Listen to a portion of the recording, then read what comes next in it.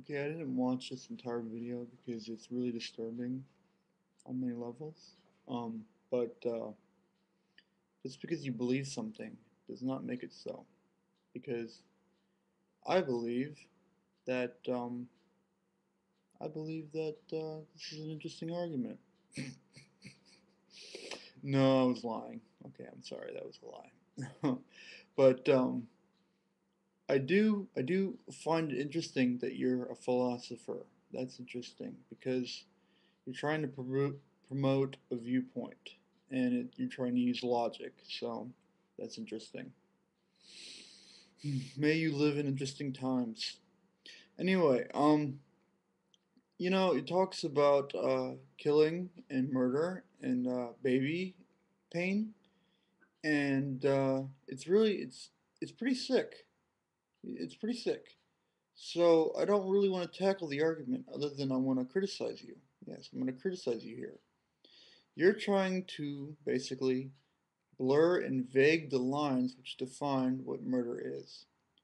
Basically, murder is killing somebody. Now, not just killing somebody, but killing well, we already know the definition. Killing somebody for the benefit of personal gain. Now, let me ask you something. If that's the definition, what if somebody's trying to kill you?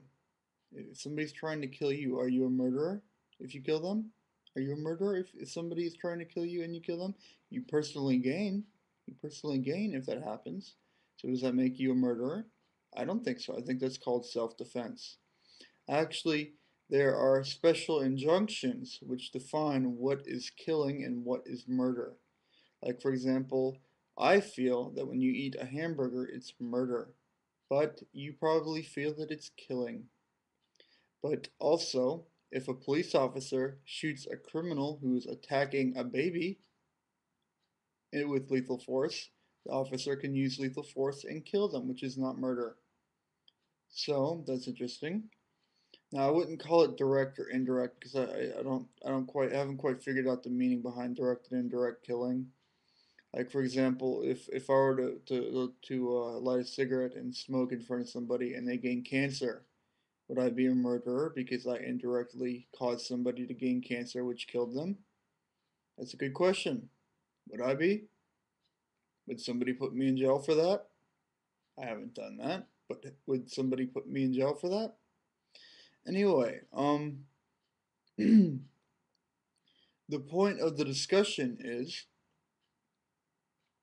morality and stuff does not come from the brain. Morality comes from the heart. The heart produces morality. Everyone knows right from wrong. Everyone, every living entity knows right from wrong. Some are incapable of expressing it. Like, for example, a baby cannot express the difference between right and wrong, but an adult can. You are an adult, you can express the difference between right and wrong, and actually, because we are both adults, we can both be held accountable for discussing, and not discussing, but bringing about discussion of what is right and wrong. Like, for example, let's say I were to say something sick, like what you said. If I were to say that, I might be held accountable for it. So you said yourself that you believe that if you believe it's okay to do things to babies, like you said, then it's okay. Therefore, you can be held accountable for that. And if I were to agree with you, which I do not, I might be held accountable for something like that. Now, the accountability could be different. Like, for example, with different degrees of crime, like first degree, third degree, second degree forms of murder, there are different variegations of murder, and the punishments are different. Like, for example, if it's premeditated, or if you run somebody over with a car, it's called manslaughter. But if you're drunk when you do it, it's called murder. It's called vehicular homicide. Right, so we discussed that for a little bit. Now, I don't like this topic because I don't like to think about death. It's very morbid. It's very morbid. But there are special, I'd just like to mention, there are special situations that you can engage in the death of another person if these criteria are met. Like, for example, if somebody attacks you with deadly weapons, you have the right to kill them. Somebody attacks you with deadly weapons. Like, I'll give another example. If somebody tries to kidnap you, you can kill them. They'll probably try to kill you anyway, so you might as well save your life. There are other examples of this, of special injunctions that determine whether or not you can kill somebody. Like, for example, if you are a soldier engaged in military combat, you have the right to kill. It's not murder when you kill. You can call it murder, but actually it's a form of national defense. So, we have just redefined the lines of what exactly killing and murder are, which you attempted to blur. Like, for example, I can eat a bean, like a legume, and you could call me a murderer for doing so, but actually I just killed the bean. I killed the bean. I killed beans, legumes. Anyway, the point of all this is that if you want to go around saying these kinds of things, you could have total anarchy.